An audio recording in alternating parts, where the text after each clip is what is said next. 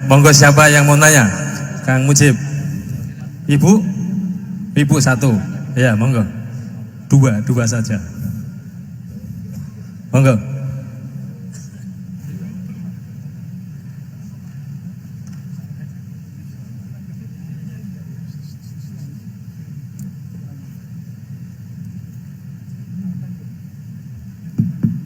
Assalamualaikum warahmatullahi wabarakatuh.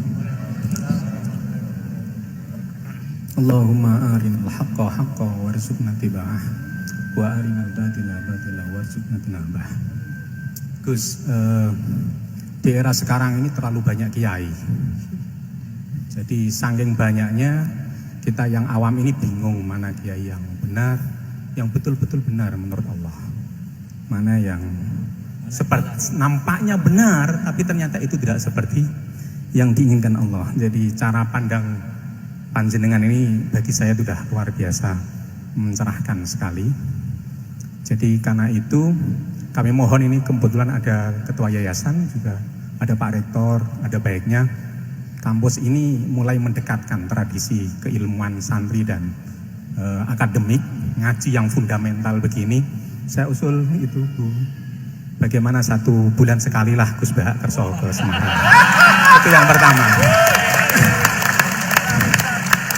Yang kedua, saya juga termasuk orang yang gelisah dengan realitas sekarang. Saya juga mau ngajukan permohonan kepada Gus Bahak. Permohonan yang paling ini, mbok jenengan nulis 1 buku, saya Muslim, saya happy gitu loh. Ini kayaknya pas banget ini. Jadi ben ora ketok kok serius banget beragama, saiki iki abot banget gitu.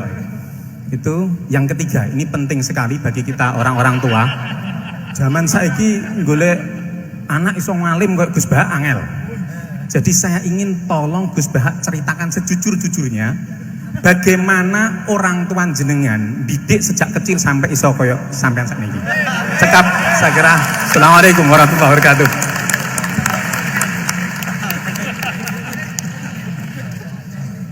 Yang kedua, monggo. Mohon dibantu mic.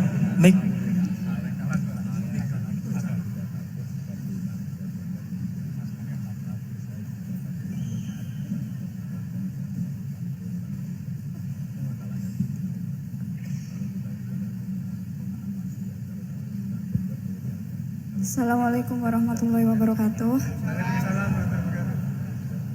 Gus Bahak, kula badhe tangkret. Jangan kayak ini ya.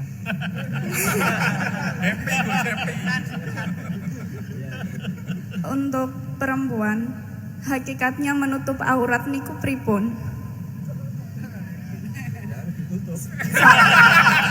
Soalnya kula gadah teman niku rata-rata santri tapi kok mboten menutup aurat secara sempurna. Nah, kula pengen ngertos ilmune niku sing jelas pripun. Sampun.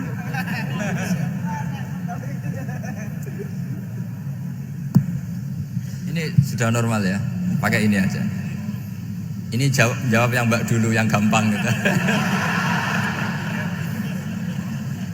Ya yang jelas itu satrul aurat itu ada yang fisik ya, kayak menutup aurat dalam mazhab Syafi'i kita tahu auratul mar'ah fis sholat itu ada pengecualian ilal wajah wal kafain. Tapi kalau khorijah sholat adalah jami'u badaniha dalam mazhab Syafi'i. Tapi dalam sebagian ulama mengatakan ilal wajah wal kafain tetap termasuk istisna di luar sholat. Itu dari segi fisik ya atau zahir. Tapi sebetulnya juga harus dilakukan satrul aurat secara maknawi, menutup sesuatu yang buruk. Artinya kan gini ya, aurat itu kan sesuatu yang buruk kalau kelihatan gitu. Sehingga misalnya kasus di beberapa negara mungkin fisiknya sudah benar ditutupin tapi mungkin tetap maksiat. Tapi ada yang gugat, yang penting nggak maksiat meskipun buka aurat, ya keliru, buka aurat sendiri sudah maksiat, itu malah aneh lagi gitu. Tapi yang jelas filosofi hijab atau satrul aurat itu usahakan yang zahir maupun yang apa? Batin. Karena Indonesia itu memang agak unik. Saya sering ketemu peneliti dari beberapa negara, meneliti Indonesia itu paling pusing. Kadang ada orang yang auratnya biasa datang ke masjid, Itu kan bingungkan malaikat, mau ditulis dosa itu ke masjid, mau ditulis taat itu buka aurat. Nggak tahu hitung-hitungannya gimana nanti. Tapi memang ya sudah seperti itu. Yang jelas standar aurat ya kita tutupin sesuai standar mazhab Syafi'i maupun ngikuti yang tidak apa Syafi'i. Tapi filosofinya juga harus kita ikutin. Jadi dua-duanya harus kita ikutin sebagai perintah, bukan sebagai syarat. Itu beda loh, perintah sama syarat itu. Sebagai perintah, bukan sebagai syarat. Kalau sebagai syarat itu begini, syaratnya orang Islam tuh harus nutupi aurat begini-begini. Nanti kalau yang nggak gitu dianggap tidak Islam, itu menjadi ekstrim. Tapi kalau sifatnya perintah, ya perintah saja. Yang nggak melakukan paling banter dianggap fasikoh atau tidak solihah, tapi tidak sampai menjadi keluar dari Islam. Ya jadi gitu ya. Jadi karena apa ya? Ya sudah seperti itu. Obsesi kita tentu ingin kesolehan, sebagai perintah. Seorang lagi, jangan biasakan kalau ada aturan itu sebagai syarat. Misalnya gini, kowe nak ora alim ra anakku, itu bahaya. Mosok ora alim terus ora anakku, karena rata-rata orang itu udah alim gitu. Nanti terputus dari bapaknya semua. Tapi hanya sifatnya perintah. Perintahnya seorang bapak ke kita supaya alim. Makanya ulama mengatakan perintahnya Allah. Perintah itu lebih rileks daripada disebut syarat. Karena syarat sekali nggak memenuhi menjadi ndak. Makanya Sayyid Muhammad kalau ngarang kitab sering wajibat itu lebih ringan ketimbang apa? Syarat. Jadi beda kalau dalam filosofi ilmu itu. Jadi gampang perintah. Tentu yang nggak melakukan perintah itu ya kurang baik, tapi tidak sampai keluar dari apa? Islam. Karena perilaku kesolehan itu perintah, bukan syarat. Sehingga Nabi nanti ngendikan beberapa yang masyhur itu kan, syafaati li ahlil kabair min ummati. Meskipun umatnya yang enggak benar ya tetap diaku sebagai umat. Jadi beda perintahnya Nabi sih, semuanya kalau bisa soleh, harus bisa soleh. Tapi tetap ini sifatnya perintah, bukan syarat. Enggak bisa kamu mengatakan syaratnya orang Islam itu dalam beraurat begini, syaratnya soleh, enggak pernah maksiat.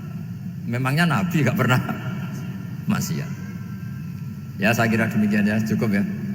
Lah kalau ini resikonya dia seneng saya, makanya bagus dia tidak seneng saya, jadi enggak.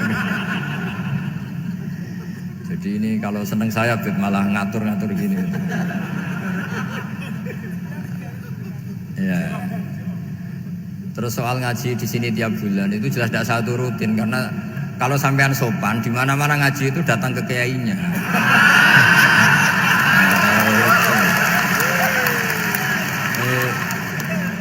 Itu kalau Imam Malik ada pertanyaan kayak Anda dimarahin. Al ilmu yu'ta la ya'ti. Jadi sumur itu didatangin, bukan sumurnya dipindah. Ini enggak sopan sekali.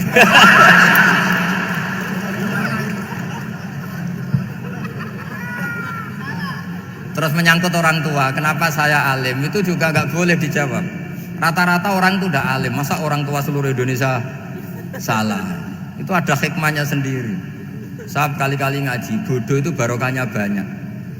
Coba barokahnya orang bodoh, akhirnya nempat di pedalaman Kalimantan, Sulawesi, akhirnya bikin masjid di situ bikin.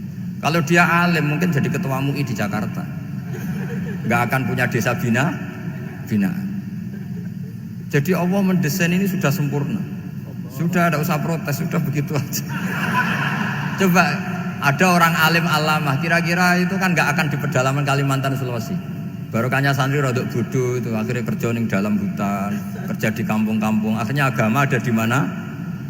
Kalau pinter semua, di Unisula semua jadi rektor nanti. Jadi Allah mendesain ini sudah baik, tidak usah dipaksakan sesuai versi kamu, nggak usah. Jadi ya sudah, memang seperti itu. Jadi dulu zaman sahabat itu, saya cerita sedikit. Nabi itu kalau muji Madinah itu sundel langit, kalau muji Mekah ya sundel langit. Tapi Sayyidina Ali keluar ke Kufah. Sayyidina Ali itu akhirnya pindah ke Kufah, ke Najaf. Karena pikirannya Sayyidina Ali, Mekah Madinah hanya baik secara buk'ah, secara tanah. Tapi di antara kebaikan Nabi adalah nasrul Islam. Akhirnya Sayyidina Ali milih ke Kufah. Andaikan sahabat tidak milih keluar dari Mekah Madinah sebagiannya, pasti Islam tidak menyebar. karena semuanya tersentralisasi di Mekah dan Madinah. Tapi ada saja sahabat yang tetap nyaman di Mekah Madinah karena sholat di sana sebagaimana 1000 sholat. Ya sudah seperti itu, dilihat gampang saja. Akhirnya yang di Mekah Madinah ya tidak ngeritik yang keluar juga gak ngeritik yang di Mekah Madinah. Jadi yang alim tidak ngeritik yang bodoh apalagi jangan ngeritik yang alim. Yang jelas orang bodoh ngatur orang alim itu dosa itu yang. Ya, saya kira demikian. Assalamualaikum warahmatullahi wabarakatuh. Halo, luar biasa. Saya yakin masih ingin banyak yang bertanya kepada Gus Baha, tapi karena keterbatasan waktu beliau, mohon maaf, ini tidak bisa dilanjutkan untuk tanya jawab. Acara selanjutnya adalah penyerahan kenang-kenangan. Ini hasil karya dari mahasiswa Fakultas Agama Islam. Mohon Pak Rektor untuk berkenan untuk memberikan.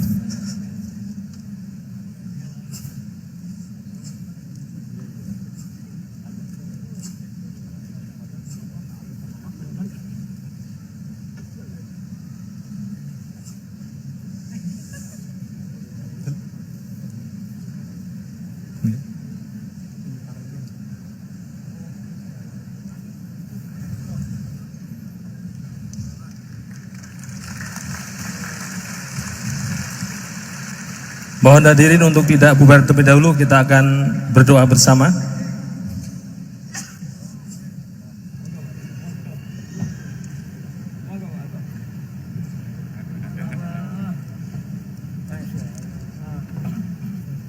Baik, acara pada pagi hari ini akan ditutup dengan doa. Kami mohon berkat doa dari Kiai Haji Ahmad Baudin Nur Salim untuk Unisula, untuk RSKM yang mau akreditasi, semoga diberikan nilai yang terbaik dan Unisula menjadi semakin menebar manfaat. Monggo Gus. Bismillahirrahmanirrahim. Nas'aluka bi anna lakal hamda la ilaha illa anta al-hanan al-manan ya badi'as samawati wal ardi ya hayyu ya qayyum ya dzal jalali wal ikram. Antarzukuna ya bi haqqi habibika Muhammad su'alana ya Allah wa tujiba ya Allah du'ana wa anta khairul mujibin wa anta ya Allah khairul mu'tin. Fa'ati su'alana ya Allah bifadlika wa karamika wa judik. Allahumma ya Allah ilam nakun ahlan an ablugha rahmataka wa an nablugha rahmataka farahmatuka ya Allah ahlun an tablughana jami'an ya Allah ballighna muradana ya Allah bihaqqi annaka dzul fadlil azim wa annaka wasi'ul maghfirah wa annaka al-mu'ti wa annaka khairul mujibin wa annaka ya Allah mujibud du'a wa annaka mujibud da'awat. Fa'atina ya wasulana bihaqqi annaka ya wa al-hayyul qayyum ya hayyu ya qayyum bi rahmatika nastaghis rabbil la takilna ila nafsina tarfata ayna ya Allah ya Allah ya Allah wa'atina sulana ya mujib rabbana atina fid dunya hasanah fil akhirati hasanah wa qina adzabannar wa sallallahu ala sayyidina Muhammad wa ala alihi wa baraka sallam subhana rabbika rabbil izzati amma yasifun wa salamun alhamdulillahi rabbil alamin sirril fatihah.